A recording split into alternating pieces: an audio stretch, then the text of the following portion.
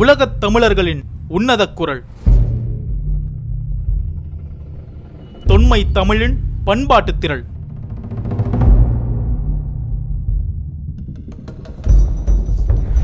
அமெரிக்க முத்தமிழ் தொலைக்காட்சி.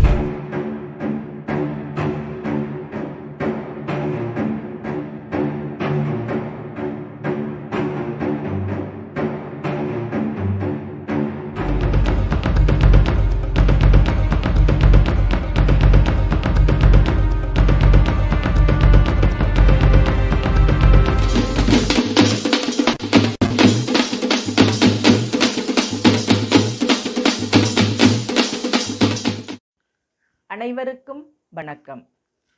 அமெரிக்க முத்தமிழ் தொலைக்காட்சி, அமெரிக்க முத்தமிழ் இலக்கிய பேரவை சார்பாக இனிக்கும் இலக்கிய இன்பம் நிகழ்ச்சியில் இன்று சிலப்பதிகாரத்தில் மாதவி கோவலனுக்கு எழுதிய கடிதம், இரண்டாவது கடிதத்தை பற்றி காண்போம். வழங்குபவர் உங்கள் மங்களமேரி. முதல் கடிதத்தை மாதவி வயந்தமாலை வாயிலாக அனுப்புகிறாள். இரண்டாவது கடிதத்தை கோசிகன் வாயிலாக அனுப்புகிறாள். அங்கே கொண்டு சென்றது தோழி ஒரு பெண், இங்கே கடிதத்தை கொண்டு செல்வது ஒரு ஆண் முனிவன். வித்தியாசத்தை இளங்கோவடிகள் வேறுபடுத்தி காட்டுகிறார். கடிதத்தின் வாயிலாகவே அந்த கடிதம் கொண்டு செல்கின்ற விதம் வரையிலும் ஒரு வித்தியாசத்தை காண்கிறார். அந்த வித்தியாசத்தை நாமும் பார்க்க முடிகிறது. கடிதத்தை கொண்டு செல்கின்ற கோசிக முனிவன் பல ஊர்களுக்கு சென்று கோவலனை தேடியதாகவும் பிறகு கோவலனை பார்த்ததாகவும் கோவலனிடமே கூறுகிறான். கோவலனை பார்த்த பொழுது இவன் கோவலன் தானா, அவருடைய உருவம் அலைச்சலாலும் மன உளைச்சலாலும் வேறுபட்டு காண்கிறதே என்ற ஒரு சந்தேகம் இங்கே வருகிறது. முதல் கடிதத்தில் வயந்தமாலை கொண்டு செல்கின்ற பொழுது சரியாக கோவலன் இருந்த அந்த கூலவாணிக தெருவிலே சென்று சரியாக கொடுத்து விடுகிறாள். ஆனால் இந்த இடத்திலே பார்க்கின்ற பொழுது பல இடங்களுக்கும் கண்ணகியுடன் வந்த கோவலனுடைய உருவமே சற்று வேறுபட்டு காணப்படுகிறது. அதை பார்த்த கோசிகனுக்கு ஒரு சந்தேகமும் வருகிறது, இவன் கோவலன் தானா என்று. ஆக கடிதம் கொண்டு செல்கின்ற சூழலே நாம் பார்க்கிறோம். இடுமுள் வேலி நீங்கி ஆங்கு ஓர் நெடுநெறி மருங்கின் நீர்த்தலை படுவோன், காதலி தன்னொடு கானகம் போந்ததற்கு ஊதுலை குறுகின் உயிர்த்தனன் கலங்கி. அவன் உருவம் வேறுபட்டு இருக்கிறது. அதை கண்ட கோசிகனுக்கு ஒரு மனதிலே ஒரு வருத்தமாகவும் இருக்கிறது. இவன் கோவலன் தானா என்பதை அறிவதற்காக கோசிகன் என்ன செய்கிறான், அங்கே ஒரு மாதவி கொடி என்ற கொடி இருக்கிறது. அந்த மாதவி கொடிக்கு பக்கத்திலே சென்று அருந்திரள் வேணிற்கு அலர்கலைந்து உடனே வருந்தினை போலும் நீ மாதவி, மாதவி கொடியே நீ ஏன் இங்கனம் களைப்புற்று இருக்கிறாய், வாடி இருக்கிறாய் என்று கோவலனிடம் கேட்பது போல மாதவி கொடியிடம் பேசுகிறான் கோசிகன். ஏனென்றால் உடனே கோவலன் அதை புரிந்து கொண்டு மாதவி பெயர் அங்கே இருக்கிறது, ஒலிக்கப்படுகிறது. மாதவி கொடியிடம் நிற்கிறான், உடனே தன்னை பார்ப்பான் என்ற ஒரு உளவியல் கருத்தையும் இளங்கோவடிகள் அங்கே பொதித்து வைக்கிறார். அதை போலவே கோசிக முனிகன் பேசுகிறான். மாதவி கொடியிடம் சென்று அதை கண்டு உணர்ந்து காதிலே கேள்விப்பட்ட உடனே கோவலன் கோசிகமணி கூற கேட்டு யாது நீ கூறிய ஈது இங்கு என கேட்கிறான். நீ என்ன சொன்னாய் இந்த மாதவி கொடியிடம், மீண்டும் அதை சொல் என்று கேட்கிற விதம் வயந்தமாலையிடம் அங்கு கேட்கவில்லை. ஆனால் இங்கே கோசிக முனிவனிடம் கோவலன் உடனே கேட்கிறான். 2 கடிதத்திலையும் முழுவதுமாக ஒரு வேறுபட்ட சூழலை நாம் பார்க்க முடிகிறது. அதற்காக நான் சொல்கிறேன். கோசிக முனிவன் உடனே சொல்கிறான், தீது இளன் கண்டேன் என சென்று எய்தி கோசிகமானி கொள்கையின் உரைப்போன் நீ போன உடனே, அதாவது கோவலனே நீ புகார் நகரை விட்டு சென்று விட்டாய் அல்லவா, நீ சென்ற பிறகு அந்த கடிதத்தில் நம்ம பார்க்குறப்ப முழுக்க மாதவி இருந்த நிலைமையை அங்கே உரைக்க கண்டோம். ஆனால் இந்த இடத்துல மாதவியை பற்றி எடுத்த உடனே பேசல இளங்கோவடிகள். உன்னுடைய பெற்றோர் எங்கனம் துயரடைந்தனர். நீ சென்றவுடனே உன்னுடைய பெற்றோர் எங்கனம் துயரடைந்தனர். இருநிதி கிழவனும் பெருமனை கிடத்தையும் அருமணி இழந்த நாகம் போன்றதும் இன்னுயிர் இழந்த யாக்கை என்ன துண்ணிய சுற்றம் துயர்கடல் வீழ்ந்ததும் ஏவலாளர் யாங்கனும் சென்று கோவலன் தேடி கொணர்க என பெயர்ந்ததும் பெருமகன் ஏவல் அல்லது யாங்கனும் அரசே தஞ்சம் என்று அருங்கான் அடைந்த அருந்திரள் பிரிந்த அயோத்தி போல பெரும்பெயர் மூதூர் பெரும்பேறு உற்றதும். பாருங்க, எடுத்த உடனே நீ போயிட்ட, ஆனால் உன்னுடைய பெற்றோர் எங்களிடம் துன்பப்பட்டனர். அவங்க உடனே ஏவலாளரை அழைத்து நீ போய் கோவலனை அழைத்து வா என்று சொன்ன விதம், அந்த இடத்திலே கம்பராமாயணத்தினுடைய பகுதிக்கே செல்கிறார் இளங்கோவடிகள். அங்கே எப்படி அந்த அயோத்தி மாநகரம் இருந்ததோ அதை கொண்டுட்டு வந்து இங்கே பூம்புகாருக்கு ஒரு உவமையை காட்டுகிறார். ஆக இந்த கடிதத்தினுடைய வருத்தமானது எடுத்த உடனே கோசிகன் கோவலன்ட்ட இப்படி சொல்கிறான், நீ போன உடனே இப்படிலாம் இருந்துச்சுப்பா என்று அந்த கடிதத்தை கொடுப்பதற்கு முன்னதாக நாம் பார்க்கிறோம். கொடுத்த பிற்பாடு இன்னும் அவன் அடுத்தது சொல்கிறான். அது மட்டுமில்லை, இப்போதான் மாதவியை பற்றி கோசிகன் சொல்ல வருகிறார். மெதுவாக அந்த மன உணர்வுகளை ஆழமாக எடுத்து விளக்குவதில் இளங்கோவடிகள் கை தேர்ந்தவராக இருக்கிறார்.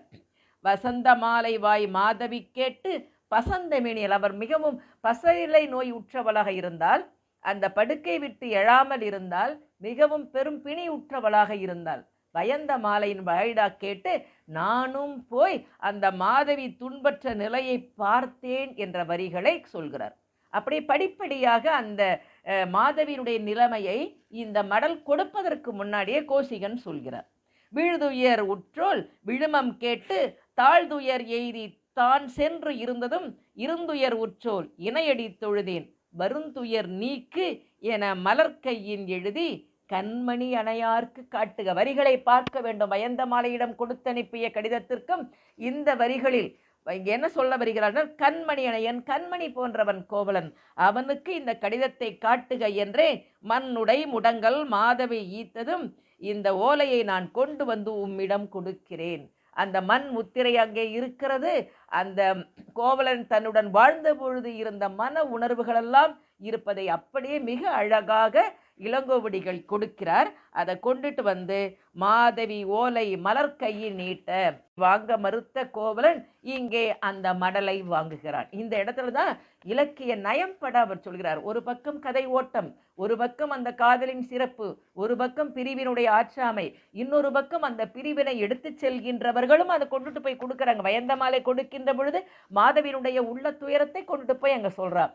இந்த இடத்திலேயும் கோசிகன் தன் நிலை தவறாமல், தன் நிலை மாறாமல், அதே சமயத்தினுடைய மாதவியினுடைய துயரம், உன்னை சார்ந்தவர்கள் பட்ட துயரத்தை எல்லாம் சொல்லுகின்ற பொழுது அந்த ஓலையை கோவலன் வாங்குகிறான். உடன் உரை காலத்து உரைத்த நெய் வாசம், அதை உடனே புரிஞ்சுக்கிட்டான். கோவலன் தான் மாதவியுடன் வாழ்ந்த ஞான்று இருந்த அந்த நெய்யின் வாசனை குறுநெறி கூந்தல் மண்பொறி உணர்த்தி காட்டியது. அந்த மடலை பார்த்தவுடனே அந்த நெய்யினது வாசம், அந்த குறுநெறி கூந்தல் மண்பொறி அந்த வாசமெல்லாம் உணர்த்தியது. உடனே அதை கைவிடலாயா, அதை என்ன செய்யறாவன், ஏட்டகம் விரித்து ஆங்கம் எய்தியது உணர்வோன். உடனே அதை அவனால் அனுப்பவும் முடியலை, வாங்காமலும் இருக்க முடியவில்லை. அவனுடைய மனம் சற்று பேதளிப்பதை அங்கே பார்க்கிறோம். உடனே அந்த கடிதத்திற்குள் இருந்த வசனங்களை, வார்த்தைகளை இளங்கோவடிகள் சொல்வதை நாம் பார்க்க முடிகிறது. அடிகள் முன்னர் யானடி வீழ்ந்தேன் வடியா கிளவி மணக்கொடல் வேண்டும் குறவர் பணி அன்றியும் குலப்பிற பாட்டியோடு இரவிடை கழிதற்கு என் பிழைப்பு அறியாது கையறு நெஞ்சம் கடியல் வேண்டும் பொய்தீர் காட்சி புறையோய் போற்றி என்று அவள் எழுதிய இசைமொழி உணர்ந்து தன் தீது இழல் என தளர்ச்சி நீங்கி என் தீது என்றே எய்தியது உணர்ந்தாங்க. இந்த வரிகள் தாங்க இந்த இளங்கோவடிகள் சிலப்பதிகாரத்தினுடைய மிக சிறந்த முனைப்பாக. அதில் இருக்கிற செய்தி என்ன என்று அவன் படிக்கிறான். அந்த கடிதத்தில் படிக்கவில்லை. இதை வாங்கலாமா வாங்க வேண்டாமா என்று யோசித்த கோவலன் மீண்டுமாக அந்த கடிதத்தை வாங்கி அந்த கடிதத்தில் இருக்கிற செய்திகளை படிக்கிறான். அந்த கடிதத்தில் காதல் நயம் சொட்ட சொட்ட எழுதப்பட்டிருந்த வரிகளை நாம் பார்க்கலாம். ஆனால் இந்த இடத்திலே காதல் வரிகளே இல்லை. அடிகள் முன்னர் யான், அடிகள் என்ற வார்த்தையை அவள் சொல்கிறார். என்னுடைய மனக்குறிப்பை உணர்ந்து கொள்ள வேண்டும் என்று சொல்கிறார். நீங்கள் என்னை விட்டு அங்கே மதுரை மாநகரத்துக்கு சென்ற செய்தி, பூம்புகாரை விட்ட செய்திகளை எல்லாம் சொல்லிவிட்டு பொய்தீர் காட்சி புறையோர் போற்றி என்று அவள் எழுதிய இசைமொழி உணர்ந்து கடைசியாக கோவலன் சொல்கிற வார்த்தை தன் தீதிலள் அவள் குற்றமற்றவள் என்ற செய்திகள் இந்த இடத்துல தான் நிரூபணமாக்கப்பட்டு உண்மையாக்கப்படுகின்றன. மாதவி தன் தீது அற்றவள். இதையெல்லாம் நடந்தது ஊழ்வினை உறுத்து வந்து ஊட்டும் என்பது போல என் தீது என்றே எய்தியது உணர்ந்து உடனே அவன் மனசு அடுத்ததாக மாறுகிறது. இதை என்ன செய்வது என்று உடனே அந்த கோசிகளை பார்த்து, இதை நீங்கள் எடுத்துக்கொண்டு என்னை பெற்றவருக்கும் இந்த மண் முத்திரையிட்ட ஓலையின் பொருள் ஒருவாறு என் நிலைமையை தெளிவுபடுத்த பொருத்தமுடையது என்று யார்கிட்ட திருப்பி அப்படியே கொடுத்துறான். எவ்வித மனமாசுமற்ற என் பெற்றோரின் திருவடிகளை யான் தொழுகின்றேன். கோசிக மானியே, இதனையே அவர்பார் கொண்டு காட்டுக என அவ்வோலையினை அவன் கையிலே கொடுத்து, அவர்கள் கொண்ட யாரு என்னுடைய பெற்றோர்கள் கொண்ட நடுக்கத்தை போக்கி அவர்களுடைய நல்ல உள்ளத்திலே பொருந்தின துயரையும் நீக்குவதற்கு நீ விரைந்து செல்வாயாக. கடிதத்தை வாங்கினான், படித்தான், பொருள் உணர்ந்தான், மனம் கொஞ்சம் கலக்கமுற்றான். தன் தீது இல்லை மாதவிக்கு, என்பால் செய்த நான் செய்த குற்றமே என்று சொல்லிட்டு அந்த கடிதத்தை தானே ஒரு ஞாபகமாக வச்சிருக்கலாமில்ல, இல்லை வேற ஏதாவது ஒரு செய்தியை சொல்லியிருக்கலாமில்ல, இல்லை மீண்டுமாக ஒரு கடிதத்தை இவன் எழுதியிருக்கலாம் அல்லவா? அந்த கடிதத்தை தானே மாதவி எதிர்பார்த்து கொண்டிருப்பார்.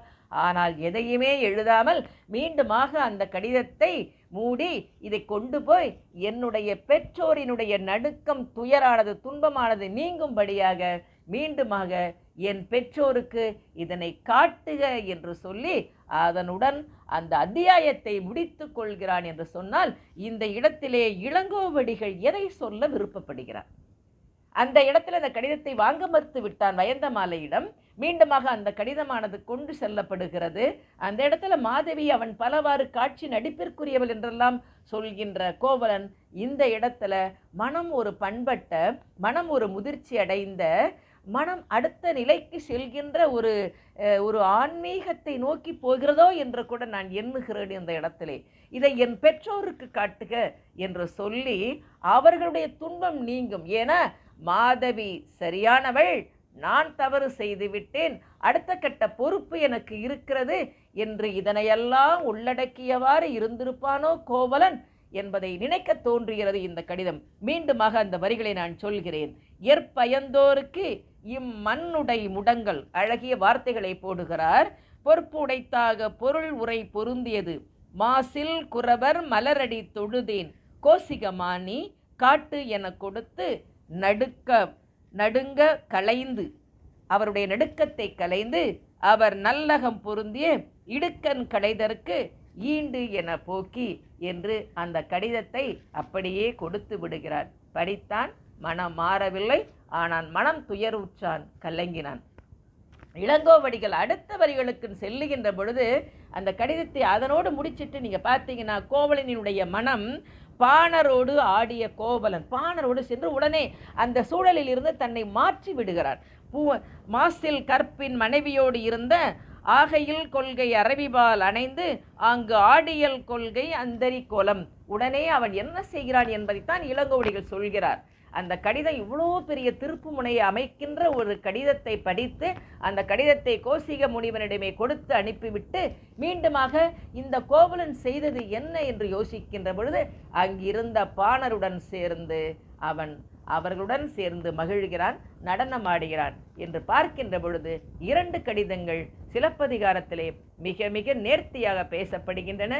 மீண்டுமாக இந்த கோவலன் செய்தது என்ன என்று யோசிக்கின்ற பொழுது அங்கிருந்த பாணருடன் சேர்ந்து அவர்களுடன் சேர்ந்து மகிழ்கிறான், நடனமாடுகிறான் என்று பார்க்கின்ற பொழுது 2 கடிதங்கள் சிலப்பதிகாரத்திலே மிக மிக நேர்த்தியாக பேசப்படுகின்றன.